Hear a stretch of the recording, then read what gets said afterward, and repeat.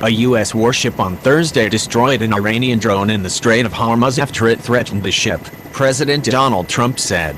The incident marked a new escalation of tensions between the countries less than 1 month after Iran downed an American drone in the same waterway and Trump came close to retaliating with a military strike. In remarks at the White House, Trump blamed Iran for a provocative and hostile action and said the U.S. responded in self-defense. Iran's foreign minister, Mohammad Javad Zarif, told reporters as he arrived for a meeting at the United Nations that we have no information about losing a drone today. The clash in one of the busiest waterways for international oil traffic highlighted the risk of war between two countries at odds over a wide range of issues.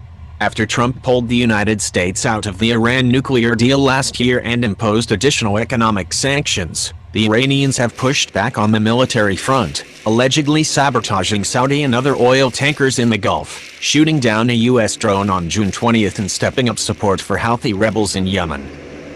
Adding to the economic pressure on Tehran, the Treasury Department said Thursday it was imposing sanctions on what it called a network of front companies and agents involved in helping Iran buy sensitive materials for its nuclear program.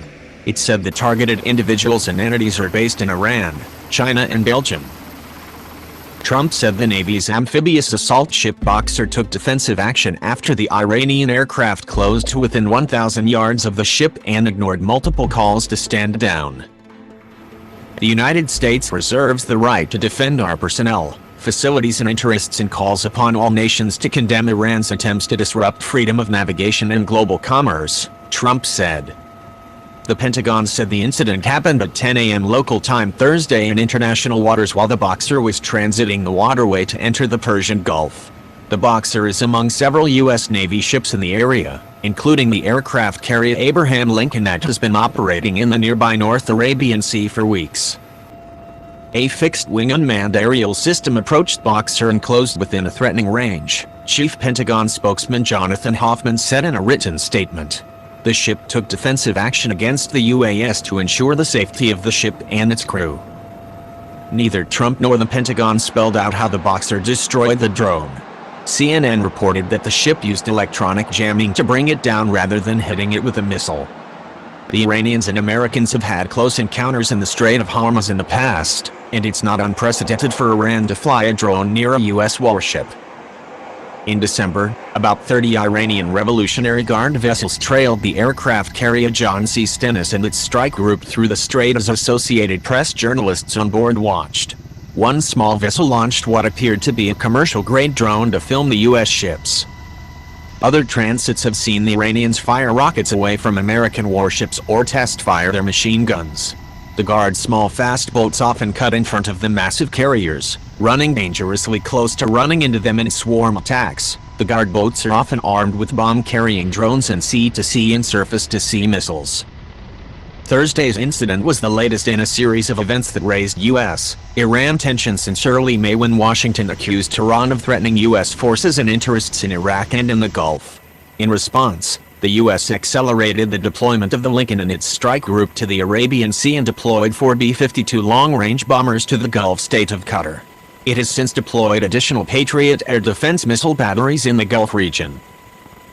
Iran claimed the U.S. drone violated its airspace. The Pentagon denied this. Zarif said Thursday that Iran and the U.S. were only a few minutes away from the war after Iran downed the American drone. He spoke to U.S.-based media on the sidelines of a visit to the United Nations.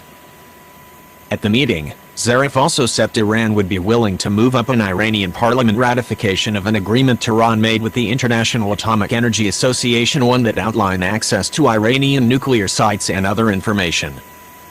A spokesman for Zarif explained that Iran is already abiding by the agreement under the 2015 nuclear deal, but it doesn't have the force of law because it's not supposed to be ratified by the Iranian parliament until 2023.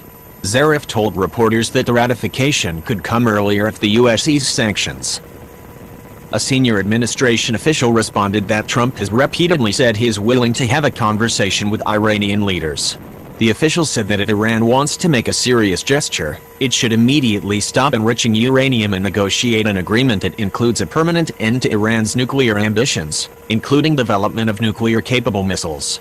The official was not authorized to publicly discuss the issue and spoke only on condition of anonymity. Zarif also blamed Washington for the escalation of tensions. "We live in a very dangerous environment," he said.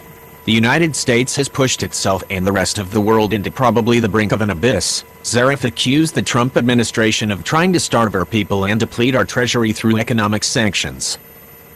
Earlier Thursday, Iran said its Revolutionary Guard seized a foreign oil tanker and its crew of 12 for smuggling fuel out of the country, and hours later released video showing the vessel to be a United Arab Emirates-based ship that had vanished in Iranian waters over the weekend. The announcement cleared up the fate of the missing ship but raised a host of other questions and heightened worries about the free flow of traffic in the Strait of Hormuz, one of the world's most critical petroleum shipping routes. 1/5 of global crude exports passes through the strait.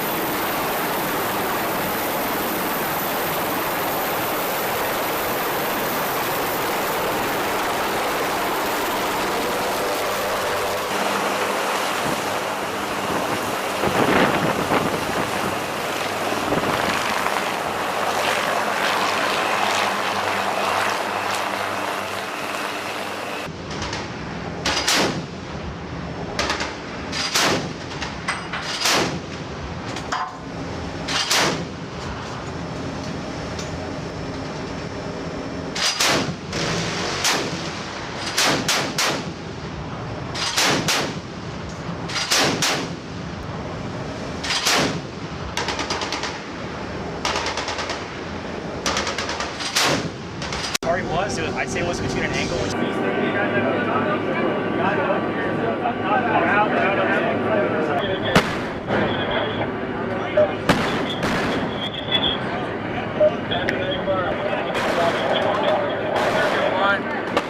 on the left net.